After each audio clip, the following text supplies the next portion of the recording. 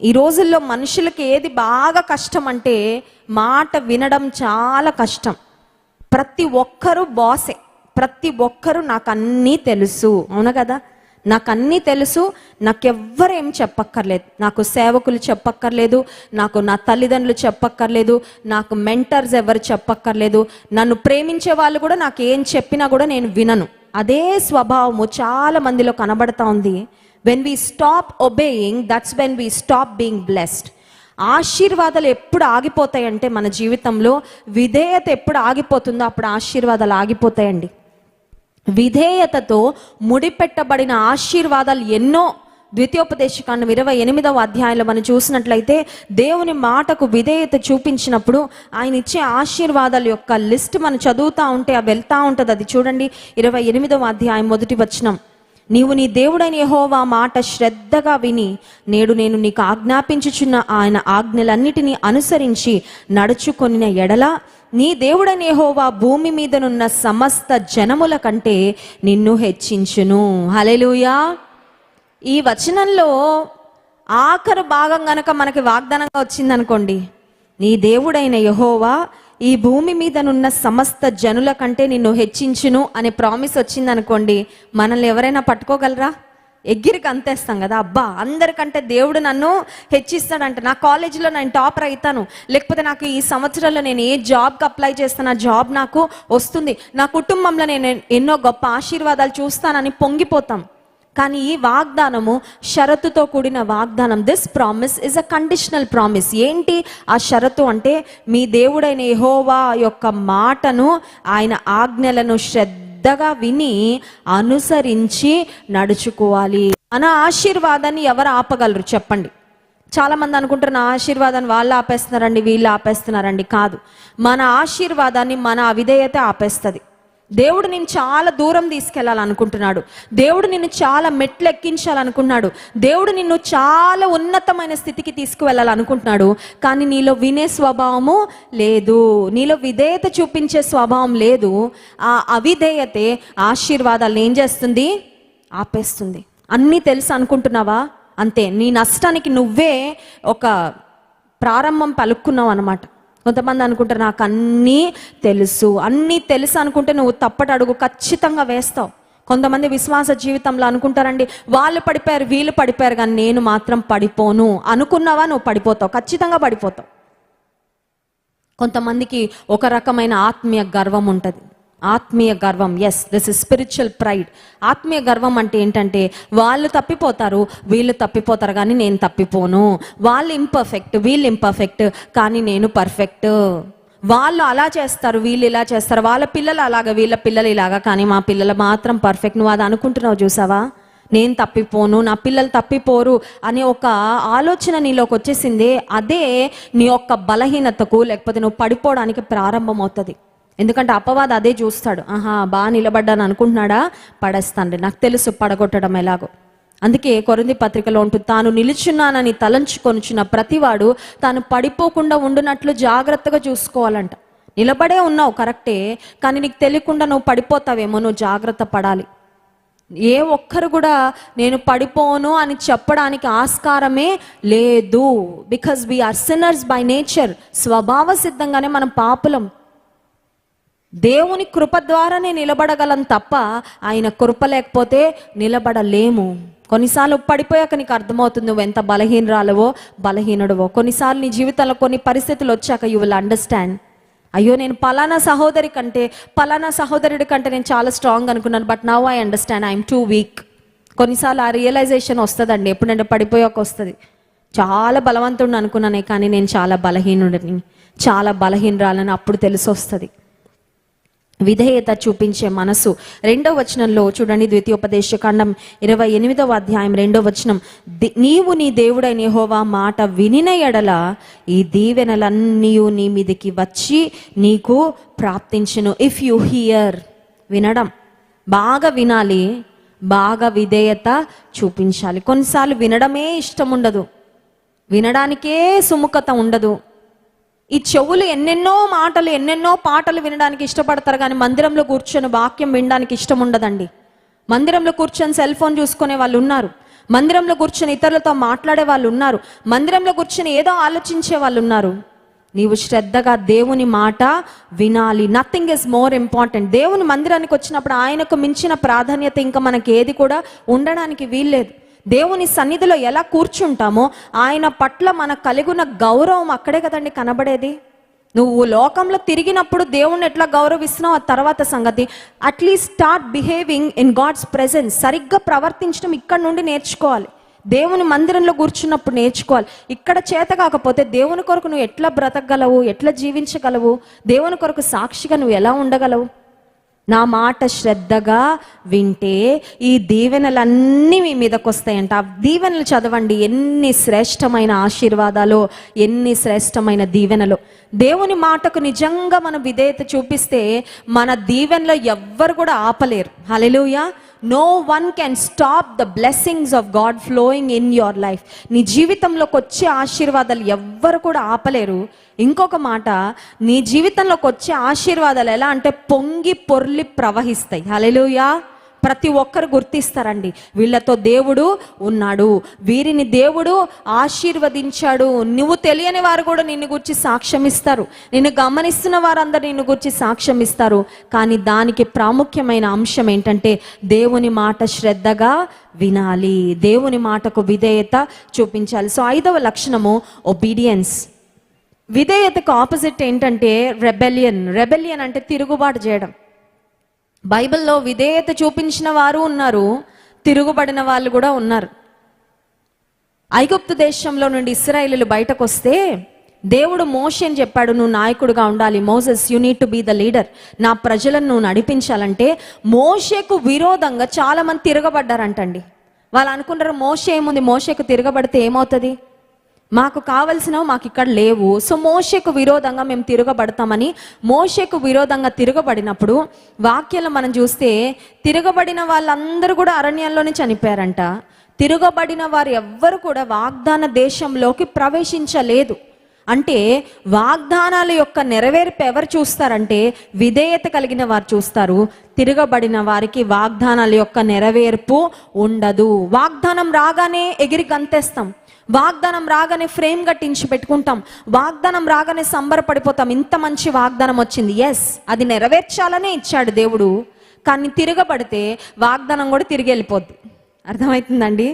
వాగ్దానము నెరవేరాల్సింది బదులు నీ జీవితంలోకి వచ్చిన దేవుని వాక్కు it will just return back if you are rebellious. తిరగబడే స్వభావం ఉంటే, విధేయత లేకపోతే వచ్చిన వాగ్దానం వచ్చినట్టు వెనక్కి వెళ్ళిపోద్ది. వచ్చిన వాగ్దానం యొక్క నెరవేర్పు మన జీవితంలో చూడలేము. సో చిన్న బిడ్డలలో ఉండే 5వ ప్రాముఖ్యమైన లక్షణము వారిలో ఉన్న విధేయత. 6వ లక్షణం ఏంటంటే చిన్న బిడ్డల్లో మనకు కనిపించే 6వ లక్షణము వారిలో ఉండే ఎంతూజియాజం. ఎంతూజియాజం అంటే ఆసక్తి. చూడండి, పిల్లల ప్రతిదానికి ఎగ్జైట్ అవుతూ ఉంటారు, అవునా కదా? బొమ్మ కొనివ్వగానే ఎగ్జైట్ అవుతారు, బెలూన్స్ చూడగానే ఎగ్జైట్ అవుతారు, ఏదైనా చాక్లెట్ చూడగానే ఎగ్జైట్ అవుతారు. కానీ పెద్దలు ఎలా ఉంటారు? నిమ్మకి నీరెత్తినట్టు కూర్చుంటారు కదా. ఇవన్నీ ఇప్పుడు చూసేసాము, ఇవన్నీ మనకు తెలిసినవే.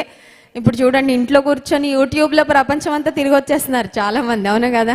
యూట్యూబ్లో ప్రపంచం అంతా తిరిగి వచ్చేస్తున్నారు. ప్రపంచం అంతా చూస్తామండి, ఇంకా చూడడానికి ఏముంది, ఆనందించడానికి ఏముంది, నేర్చుకోవడానికి ఏముంది, ఎక్సైట్ అవ్వడానికి ఏముంది? ఆసక్తి రాను రాను తగ్గిపోతూ ఉంటుంది.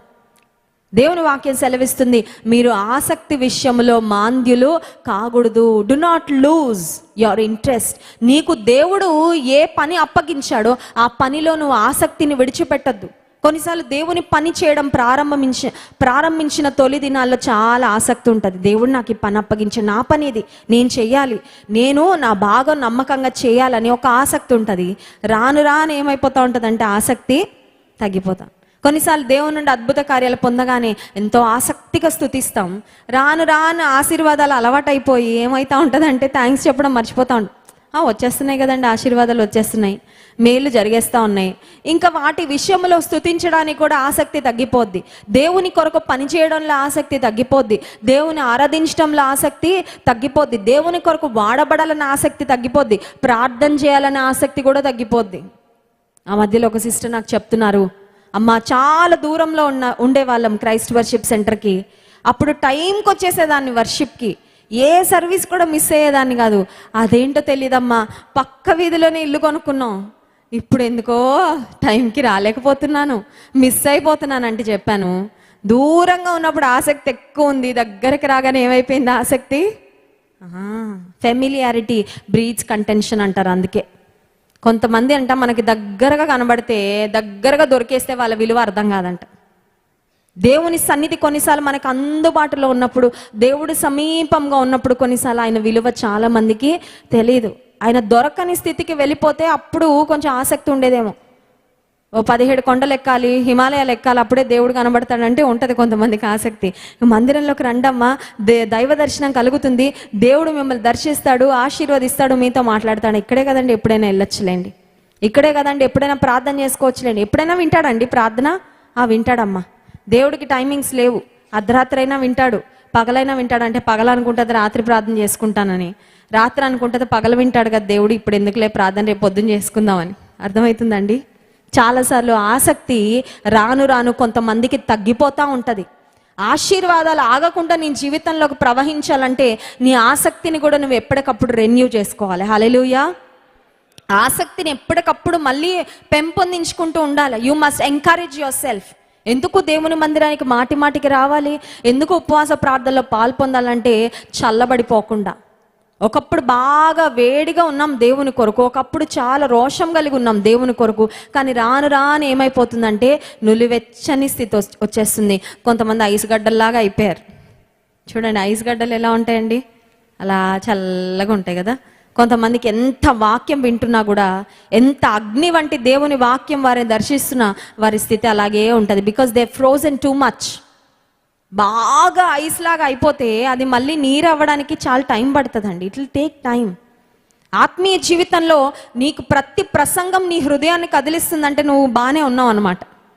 నీకు ఎన్ని ప్రసంగాలు వింటున్నా నీకు ఏ కదలిక రావట్లేదు, you don't feel anything in your heart. నీ హృదయంలో నాకు కాదులేదు, ఎవరికోలే, వాళ్ళకిలే, వీళ్ళకిలే అన్నట్టు కూర్చుంటున్నావు అంటే మేబీ యూ హ్యావ్ ఫ్రోజన్. గడ్డగట్టిపోయేవేమో, ఒక ఐస్ లాగా అయిపోయేవేమో. అందుకే నీకు మాటలు, దేవుని మాటలు ఎక్కట్లేదు. ఆసక్తి విషయంలో మాంద్యులు కాక ఆత్మయందు తీవ్రత గలవారై ప్రభువును సేవించుడు. సో పిల్లల్లో కనబడే 6వ లక్షణము వారిలో ఉన్న ఆసక్తి. 7వ అంశం ఏంటంటే చిన్న బిడ్డలలో మనం చూసే నమ్మకం, ట్రస్ట్. పిల్లలలో ఒక నమ్మకం ఉంటుంది తల్లిదండ్రుల మీద, అవునా కదా? మనం ఏదైనా సిరప్ వేస్తుంటే ఇది నన్ను చంపేయడానికి వేస్తున్నారని అడగరు కదండి. మా అమ్మ నాన్న నాకు ఏదైనా ఇచ్చారంటే నాకు మంచికే అని నమ్ముతారు. ఒక చిన్న బిడ్డను తండ్రి గాల్లోకి ఎగరేసినా నన్ను పడేయడానికి మా నాన్న ఎగరేస్తున్నాడు అనుకోరు, నవ్వుతూ ఉంటారు, చక్కగా కేరింతలు కొడతా ఉంటారు. మా నాన్న నన్ను పట్టుకుంటాడు, I know I'm in safe hands, నేను క్షేమమైన చేతుల్లో, సురక్షితమైన చేతుల్లోకి వెళ్తానని ఒక నమ్మకం ఉంటుంది బిడ్డలకి. గుడ్డిగా మనం ఎక్కడికి పట్టుకొని వెళ్ళినా కూడా వచ్చేస్తారు మన వెనకాల చిన్నపిల్లలు, ఎందుకంటే వారిలో ఉండే నమ్మకం. ఒకసారి అంటే ఒక వ్యక్తి ఒక బ్రిడ్జ్ మీద నుండి ప్రయాణం చేసుకుంటూ వెళ్తున్నాడు. బ్రిడ్జ్ మీద నుంచి ప్రయాణం చేస్తూ వెళ్తున్నప్పుడు సడన్గా బ్రిడ్జ్ విరిగిపోయిందంట. విరిగిపోగానే ఆ బ్రిడ్జ్ మీద నుండి ఆ కింద ఒక నది ఉంటే ఆ నదిలో పడిపోబోతున్న సమయంలో ఒక చెట్టు కొమ్మ దొరికిందంట. చెట్టు కొమ్మ దొరికితే ఎలా పట్టుకుంటాడండి? గట్టిగా పట్టుకుంటాడు, ఎందుకంటే ప్రాణం పోతుందనే భయం. కిందేమో నది ప్రవహిస్తుంది, పైనేమో చెట్టు కొమ్మ, అది కూడా బలహీనంగా ఉంది, స్ట్రాంగ్గా లేదు. అది కొంచెం అయితే విరిగిపోయేలా ఉంది. ఇప్పుడు పైన ఎవరైనా ఉన్నారా అని గట్టిగా అరుస్తున్నాడంట. అలాంటప్పుడు గట్టిగా వస్తుంది కదా గొంతు, ఎందుకంటే ప్రాణ భయంతో గొంతు చాలా గట్టిగా వస్తుంది. పైన ఎవరైనా ఉన్నారా అంటే మనుషులు ఎవరు రెస్పాండ్ అవ్వలేదు, కానీ దేవుడు అన్నాడంట, నేను ఉన్నాను అన్నాడంట. నేను ఉన్నాను బాబు అన్నాడంట. అనగానే అమ్మయ్య అని, దేవుడా నువ్వు ఉన్నావు కదా, నాకు సహాయం చేస్తావులే, పర్వాలేదంటే దేవుడు అన్నాడంట, నేను నీకు సహాయం చేస్తాను, కానీ నువ్వు నేను చెప్పింది చేయాలన్నాడంట దేవుడు. చెప్పయ్యా, ఏం చెప్పినా చేసేస్తాను. చూడండి, అలాంటి పరిస్థితుల్లో ఎలా ఉంటుంది, ఏదైనా సరే చేయడానికి రెడీ అయిపోయి ఏం చెప్పినా చేస్తానయ్యా అంటే దేవుడు అన్నాడంట, కొమ్మ వదిలి నేను పట్టుకుంటాను అన్నాడంట. నువ్వు కొమ్మ వదిలిపెట్టు, నేను నిన్ను పట్టుకుంటాను, నా చేతులు ఉన్నాయి నీ కింద, ఏం పర్వాలేదు, నీకు కనిపించట్లేదు, but I will hold you, నేను పట్టుకుంటా, కొమ్మ వదిలిపెట్టే అంటే ఇప్పుడు అంటున్నాడంటే ఇంకెవరైనా ఉన్నారా అంటున్నాడంట. ఏమంటున్నాడండి? ఇంకెవరైనా ఉన్నారా? అమ్మో, దేవుడు చెప్పిన సలహా చాలా కష్టంగా ఉంది, ఇది చేయాలంటే నాకు చాలా నమ్మకం కావాలి, నేను నా ప్రాణం కోల్పోయే అంత తీర్మానం మాత్రం తీసుకోలేను. I can't trust God too much. నమ్ముతాను కానండి, దేవుడిని మరి ఇంతలాగా అయితే నమ్మలేనండి. చాలామంది అలాంటి పరిస్థితుల్లోనే ఉన్నారండి. నమ్ముతానండి. ఇంత చిన్న చిన్న సమస్యల నుండి విడిపిస్తాడని నమ్ముతానండి. పెద్ద సమస్యల నుండి విడిపించగలడని నమ్మనండి. చిన్న బాధలు తీరుస్తాడని నమ్ముతానండి. పెద్ద బాధల నుండి తప్పిస్తాడని మాత్రం నమ్మలేకపోతున్నా. చిన్న చిన్న వ్యాధుల నుండి స్వస్థపరుస్తాడని నమ్ముతున్నాను, కానీ ఇంత భయంకరమైన ప్రాణాంతక వ్యాధి నుండి కూడా తప్పిస్తాడని అయితే నేను నమ్మలేకపోతున్నా. దేవుడు అంటాడు, నువ్వు నమ్మలేకపోతే నేను ఏమి చేయలేను అంటాడు. దేవుడు ఎవరి విషయంలో కార్యం చేస్తాడంటే, ఒక చిన్న బిడ్డ వలె అమాయకంగా పరిపూర్ణంగా ఎవరు నమ్ముతారో వారి జీవితంలోనే కార్యాలు చేస్తాడండి. హల్లెలూయా. ఉదయకాల సమయంలో నువ్వు అలా నమ్మగలవా? Do you have a child like faith? ఆ చైల్డ్ లాగా ఒక చిన్న బిడ్డ వంటి ఆలోచన విధానం నీకుందా? అది you always complicated in your thinking? అందరి విషయంలో అలాగే కాంప్లికేటెడ్గా ఆలోచిస్తున్నావా? మాటకు విధేయత చూపించలేని ధిక్కరించే స్వభావం ఒకవేళ ఉందా? క్షమించలేని స్థితిలో ఉన్నావా?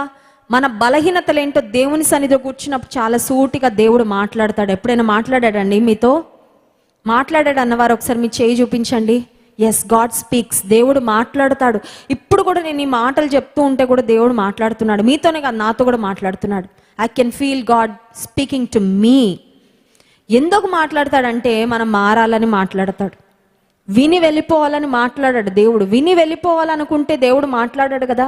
ఆయన మాటలకు మనం విలువ ఎప్పుడు ఇచ్చినట్లంటే, ఆయన మాటలకు మనము స్పందిస్తే, మార్చుకుంటేనే ఆశీర్వాదం, మార్చుకుంటేనే దేవునికి మన జీవితము ద్వారా ఘనత. యేసే అంటున్నాడు, మీరు మార్పు నొంది చిన్న బిడ్డల వంటి వారైతేనే కానీ దేవుని రాజ్యంలో, పరలోక రాజ్యంలో ప్రవేశింపరని నిశ్చయముగా మీతో. నేను ఇంకొక విధంగా చెప్పుకుంటే, మీరు మార్పు నొంది చిన్నపిల్లల వంటి వారైతే పరలోక రాజ్యంలో మీకు నిశ్చయముగా చోటుంది. హల్లెలూయా. చిన్న బిడ్డల వలె అవ్వడము ఇట్ ఈస్ అ ప్రాసెస్. అది ఇట్లా స్విచ్ లాగా ఇట్లా వేగానే చిన్న బిడ్డల్లాగా అయిపోం కదా. మెషిన్లో పంపించి మనల్ని స్విచ్ చేస్తే చిన్న బిడ్డల లాంటి మనసు వచ్చేది. It's not like a switch, but it's a process. అది ఒక ప్రాసెస్. అది టైం తీసుకుంటుంది, కొంచెం కష్టం.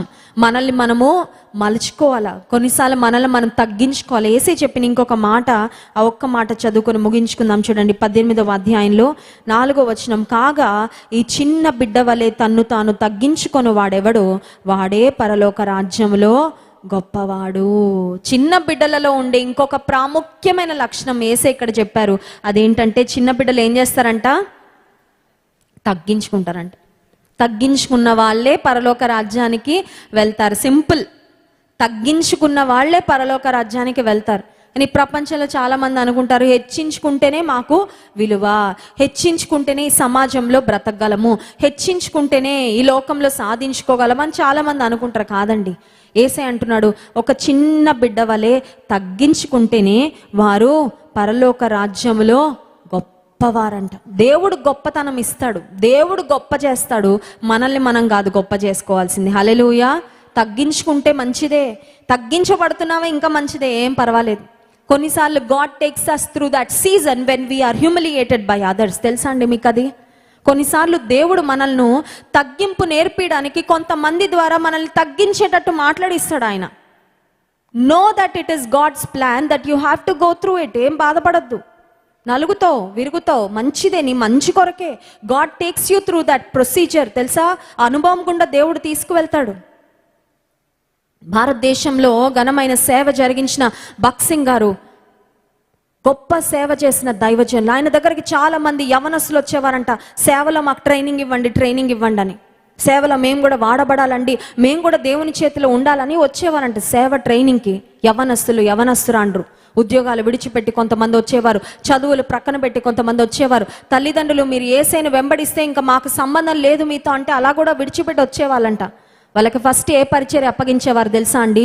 క్వైర్లో నిలబడి పాటలు పాడే పరిచర్య కాదు, అందరికీ కనబడేటట్టు చేసే పరిచర్య కాదు, బాత్రూములు కడిగించేవారంట, లాబరేటరీస్ కడిగించేవారంట. ఎందుకు తెలుసా?